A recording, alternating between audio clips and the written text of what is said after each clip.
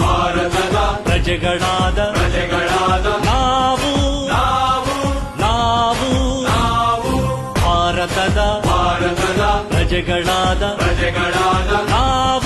ನಾವು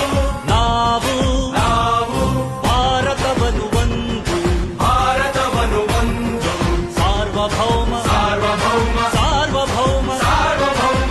ಸಮಾಜವಾದಿ ಭಾರತವನ್ನು ಒಂದು ಜಾತ್ಯತೀತ ಪ್ರಜಾಸತ್ತಾತ್ಮಕ